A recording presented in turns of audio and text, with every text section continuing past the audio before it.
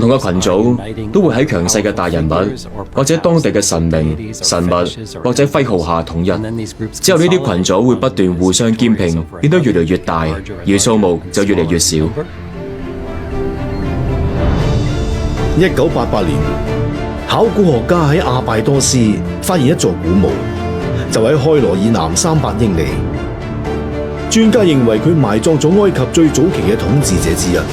當地得以兼併並發展成古埃及，都要歸功於佢。佢俾人稱為蠍子王，相信係喺公元前4000年尾嘅時期統治當地。關於佢嘅事蹟鮮為人知，但係佢嘅古墓藏有150個細小嘅象牙標籤，上面刻滿咗符號，有助於改寫文明嘅歷史。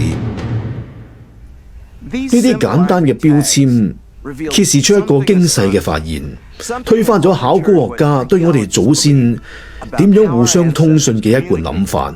標籤上嘅符號唔係藝術品，而係世界上真正最早嘅文字。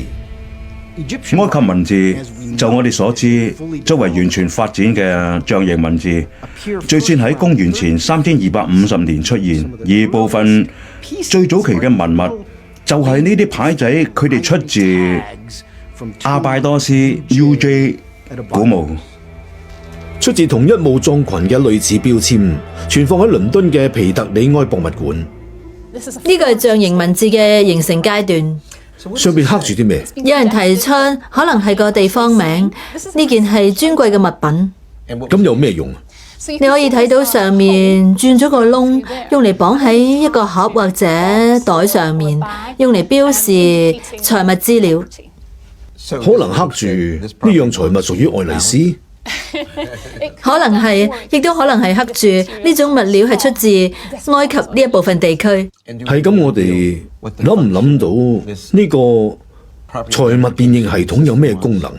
呢件物品係專俾皇室嘅人使用，而重點係在於皇室對埃及某啲地區同勞工同埋相關物料嘅擁有權。我哋曾經認為文字源於美索不達米亞，亦即係伊拉克同敘利亞。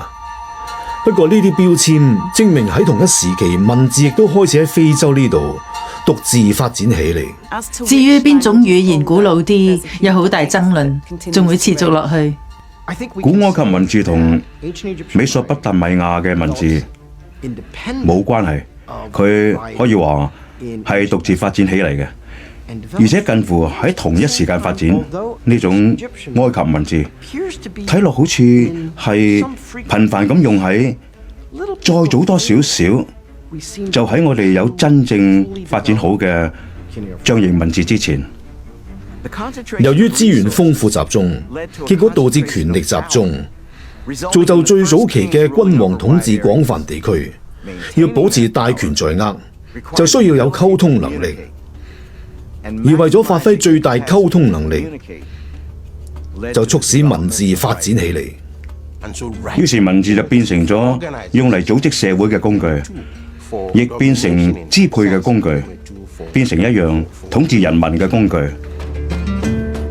文字演變令埃及嘅統治者保持大權在握，建立出以皇室為尊嘅體制。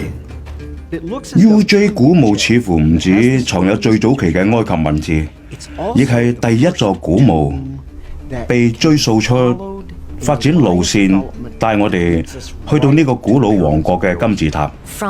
由第一王朝嘅第一位君王去到金字塔出現，係相對短嘅時間。呢一段期間創造出埃及嘅官僚體制，而喺短短幾個世紀內，佢哋仲興建出金字塔。而當中最壯觀嘅金字塔，毫無疑問係吉薩大金字塔。呢座係世上最出名、最具代表性嘅一座建築。佢成功將創新科學技術同埋藝術想像結合。